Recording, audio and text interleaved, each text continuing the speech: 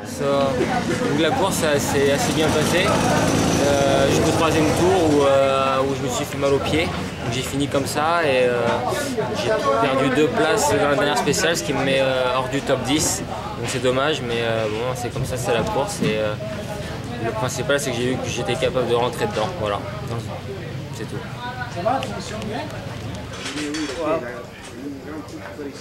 Well, perfect weekend.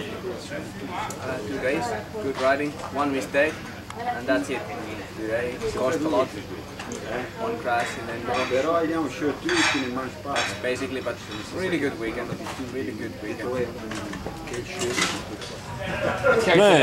Viikonloppuna oli ihan hyvä, että eilen oli hyvä kakkostila, että siinä ajo kulki koko ajan hyvin ja me oli vain sen verran parempi, että voitti, ja tänään taas sitten voitto oli niinku ihan hyppysissä, mutta ei vaan pystynyt toteuttamaan.